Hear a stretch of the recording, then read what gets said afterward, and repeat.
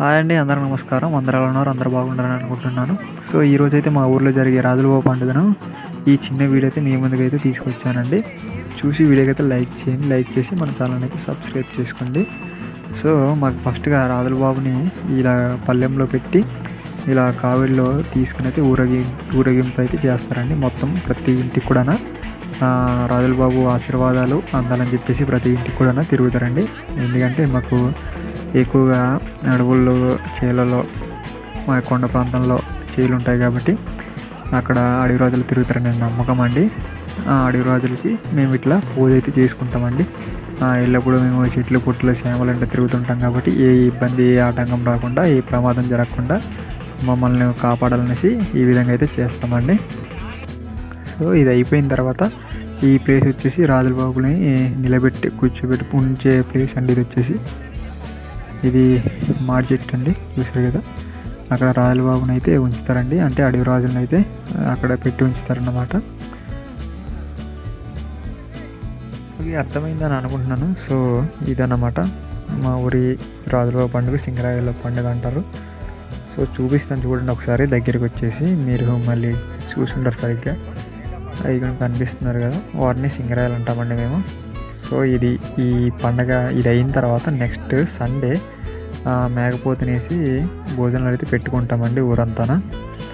So చూసారు కదా, ఇదన్నమాట. చూసారా ఫ్రెండ్స్, వీళ్ళే మా దోస్తులు.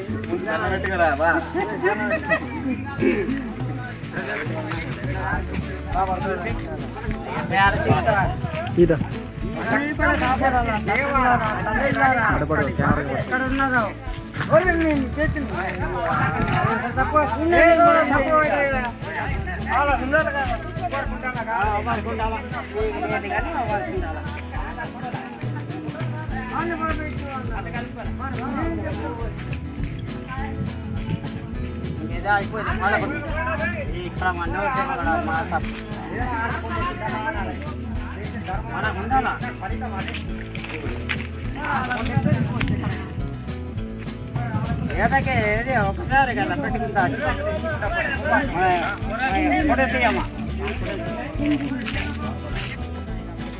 ఈ రాజులబాబుల పండుగలకి స్టార్టింగ్ పెద్ద పండుగ అయిన తర్వాత నా పండుగలన్నీ చేసుకోవడానికి ఇలా ఉంటాయన్నమాట. అంటే రాయల పండుగ అడవిలో తిరుగుతాం కాబట్టి రాయల పండుగలు ఎందుకు చేసుకుంటామంటే రాయలబాబులు మనం కాపాడతారని, అందుకోసం మా సంప్రదాయం అడవి రాజుల సంప్రదాయం ఇది. ఆదిరాజు కాదు, మా ట్రైబుల్ సాంప్రదాయం ఇది. ప్రతి ఒక్క ట్రైబుల్ కూడా చేసుకోవాల్సింది ఇది. మన గిరిజనులు చేసుకుంటే పండగలు.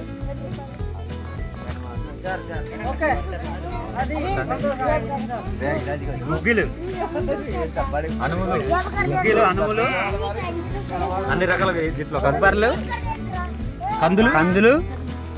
కందులు ఇక్కడ నుంచి మనం కందులు వేపుకొని తినవచ్చండి. ఈసారి నుంచి అప్పటి వరకు మన కందులు తినరు. ఈ కందులందరికీ చూసారు కదండి, ఇప్పుడు కలిపినవి గుగ్గులు, అనుములు, కందులు, బొబ్బర్లు అన్నమాట. అవి చాలా రకాల చిరుధాన్యాలు అన్నమాట. మా పల్లెటూరులో ప్రతి పండగకు కూడా ఒక ఆచారం పద్ధతులనే ఉంటాయండి. సో అవి ఏదైనా తినాలంటే ఆ పండగ అయిన తర్వాతనే వాటిని అయితే తినడం అయితే జరుగుతుందండి. సో ఆ విధంగా ప్రతి పండగ ఒక ఆచారం సాంప్రదాయాల ప్రకారంగా పెద్దల నుంచి అయితే వస్తున్నాయండి అలాగా. సో అవి పండగలు అయిన తర్వాతనే ఆ టయానికి తినవలసిన ఏదైనా సరే ఆ పండగ చేసుకున్న తర్వాతే వాటిని అయితే తినడం అయితే జరుగుతుందండి. సో ఇలా దేవుడికి పెట్టిన ప్రసాదాన్ని ప్రతి ఒక్కరికైనా పంచడం అయితే జరుగుతుందండి. సో ఈ విధంగా అయితే మేము రాజులబాబు పండుగను అయితే చేసుకుంటామండి. సో వీడియో చూసారు కదండి, వీడియో అయితే ఇదేనండి ఈ పండుగ అయితే. సో వీడియో నచ్చితే ఖచ్చితంగా లైక్ చేయండి, లైక్ చేసి మన ఛానల్ అయితే సబ్స్క్రైబ్ చేసుకోండి. ఓకే, ఉంటానండి. మరి ఒక వీడియో అయితే మళ్ళీ కలుస్తాను. అంతవరకు జై హింద్.